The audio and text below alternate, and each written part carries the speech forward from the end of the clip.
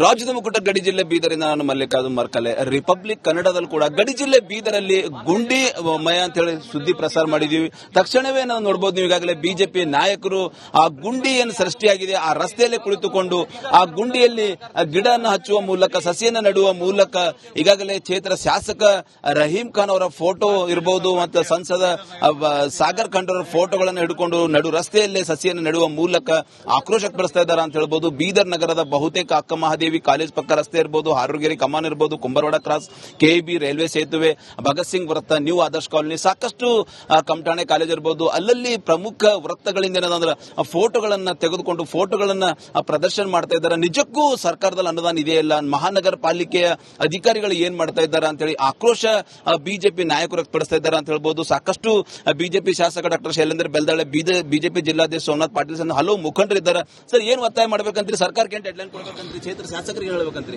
ಈ ಸನ್ಮಾನ್ಯ ಇಲ್ಲಿನ ಶಾಸಕರು ರಹೀಂ ಖಾನ್ ಅವರು ಮಂತ್ರಿ ಸಿಕ್ತೊಂದು ಬಿಜಿ ಇದ್ರು ಒಂದೊಂದೂವರೆ ತಿಂಗಳು.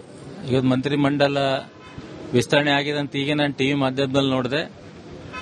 ಈಗಲಾದರೂ ಬೀದರ್ ನಗರಲ್ಲಿ ಕೂತು ಅವ್ರ ಬಲ್ಲೇನು ಹಣ ಅದ, ಆಲ್ರೆಡಿ ಬಜೆಟ್ ಇದೆ, 200 ಕೋಟಿ ಇದು ಏನು ಖರ್ಚಿಗೆ ಬಂದೆ. ಮಾರ್ಚಲ್ಲಿ ಬಜೆಟ್ ಅಲ್ಲಿ ಆಗಿದೆ. 200 ಕೋಟಿ ಆಕ್ಷನ್ ಪ್ಲಾನ್ ಮಾಡಬೇಕು. ಅಂದ್ರೆ ಆಡಳಿತ ನೋಡಿ ಹೇಗಿದೆ. ಇಲ್ಲಿನ ಕಮಿಷನರ್ ಆಗಲಿ 100% ಮಾರ್ಚ್ ಅಲ್ಲಿ ಅಪ್ರೂವಲ್ ಆಗಿದೆ ಅಂತಾರ. ಇದು ಯಾವ್ದು ಜುಲೈ ನಡೀತಾ ಇದೆ, ಆಗಸ್ಟ್ ತನೂ 4-5 ತಿಂಗಳಲ್ಲಿ ಆಕ್ಷನ್ ಪ್ಲಾನ್ ಮಾಡಲ್ಲ. 200 ಕೋಟಿ ಅಂತಂದ್ರೆ ಮತ್ತಿದು ಅವರು ಕೆಲಸದ ಬಗ್ಗೆ ಏನಂತಾರ ನಿಷ್ಕಾಳಜಿ ವಹಿಸ್ತಾ ಇದಾರೆ. ಇಲ್ಲಿನ ಕಮಿಷನರ್ ಕೂಡ ಏನ್ ಮಾಡ್ತಾ ಇದಾರೆ? 200 ಕೋಟಿ ಬಂದು ಎಲ್ಲರಿಗೂ ಕೇಳಬೇಕು, ಎಲ್ಲ ವಾರ್ಡ್ ಸದಸ್ಯರಿಗೆ.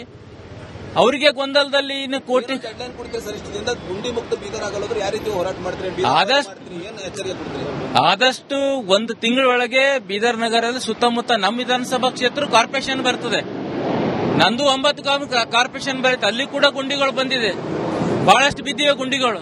ಅದನ್ನು ಕೂಡ ಫಿಲ್ಅಪ್ ಮಾಡಬೇಕು. 1 ತಿಂಗಳ ಡೆಡ್ಲೈನ್ ನಾವು ನಮ್ಮ ಭಾರತೀಯ ಜನತಾ ಪಾರ್ಟಿ ನಗರ ಘಟಕದಿಂದ ನಾವು ಜಿಲ್ಲಾಧ್ಯಕ್ಷರು ಎಲ್ಲರೂ ಜೊತೆ ಕೂಡಿ 1 ತಿಂಗಳ ಒಳಗಡೆ ಈ ಗುಂಡಿ ಮುಚ್ಚೋ ಕಾರ್ಯ ಇಡೀ ಯಾವ ಬೀದರ್ ಕಾರ್ಪೊರೇಷನ್ ಏನು ಒಳಗೊಂಡ ಎಲ್ಲಾ ಗ್ರಾಮಗಳು ಇನ್ಕ್ಲೂಡಿಂಗ್ ಮರ್ಕಲ್, ಗಾದ್ಗಿ ಅವು ಕೂಡ ಇದರಲ್ಲೇ ಬರ್ತಾವ. ಸೊ ಏನ್ ಹೇಳ್ಬೇಕಂತ್ರಿ ಸರ್? ಇವತ್ತು ಬರುವಂತ 1 ತಿಂಗಳ ಒಳಗಾಗಿ ಇವೆಲ್ಲ ಗುಂಡಿ ಮುಚ್ಚಲಿಲ್ಲ ಅಂದ್ರೆ ಇವತ್ತು ಭಾರತೀಯ ಜನತಾ ಪಕ್ಷ ಮತ್ತು ನಗರದಲ್ಲಿ ಅನೇಕ ಸಂಘಟನೆಗಳು ದಿನ ಬೆಳಗಾದ್ರೆ ಇವ್ರಿಗೆ ಮೆಮೋರಂ ಕೊಡ್ಲತ್ತಾರ. ಎಲ್ಲರಿಗೂ ತಗೊಂಡು ಬೀದರ್ ಬಂದ್ ಕೂಡ ಮಾಡ್ತೀವಿ ಅಂತ ಹೇಳಿ ನಾವು ಇವತ್ತು ಅವರಿಗೆ ನಾವು ಗಲ್ಲಿದಿಲ್ಲ ಸರ್, ಇದು ಕಾಲನಿದಿದೆ ನಮ್ಮ ಬೀದರ್ ನೀವು ಆದರ್ಶ್ ಕಾಲನಿದಿದೆ. ಆಕ್ಚುಲಿ ರಾಜ್ಯ ಕಾಂಗ್ರೆಸ್ ಸರ್ಕಾರ ಬಂದಾಗಿಂದ ಅಭಿವೃದ್ಧಿ ಶೂನ್ಯ ಇದೆ. ಇವಾಗ ಏನು ಅವರು ಪ್ರತಿಫಲ ಕೊಡ್ತಾ ಇಲ್ಲ ಜನಕ್ಕೆ. ಅದು ಅಲ್ಲದೆ ನಮ್ಮ ಗಡಿನಾಡು ಹಿಂದುಳಿದ ಭಾಗ ಅಂತ ಹೇಳಿ ಇವತ್ತು ಕಾಲನಿಯಲ್ಲಿ ನಾವು ಇವತ್ತು ತಾಯಂದ್ರು ತಿರುಗಲಿಕ್ಕೆ ಇವತ್ತು ಬಹಳ ಕಷ್ಟ ಆಗ್ತಾ ಇದೆ. ಯಾರಿಗೂ ಇವತ್ತು ಒಂದು ಬೈಕ್ ಸ್ವಲ್ಪ ಮಳೆ ಬಿದ್ರೆ ಎಷ್ಟೊಂದು ತಾಯಂದ್ರು ಬಿದ್ದಿಂದ ಉದಾಹರಣೆ ಕೊಡ್ತೀವಿ ನಾವು ಫೋಟೋ. ಬಿಜೆಪಿ ನಾಯಕರ ಆಕ್ರೋಶ ಅಂತ ಹೇಳ್ಬೋದು. 1 ತಿಂಗಳ ಕಾಲ ಕಾಂಗ್ರೆಸ್ ಪಕ್ಷ, ಕಾಂಗ್ರೆಸ್ ಇರ್ಬೋದು, ಸರ್ಕಾರಕ್ಕೆ ಇರ್ಬೋದು, ಜಿಲ್ಲಾಡಳಿತ ಇರ್ಬೋದು, ಡೆಡ್ಲೈನ್ ಕೊಡ್ತೀವಿ. 1 ತಿಂಗಳಲ್ಲಿ ಇಡೀ ಬೀದರ್ ಗುಂಡಿ ಮುಕ್ತ ಬೀದರ್ ಆಗದಿದ್ರ ಬೀದರ್ ಬಂದ್ ಮಾಡ್ತೀವಿ ಎಂಬುದು ಆಕ್ರೋಶದ ಮಾತು ಬಿಜೆಪಿ ನಾಯಕರದಾಗಿದೆ ಅಂತ ಹೇಳ್ಬೋದು.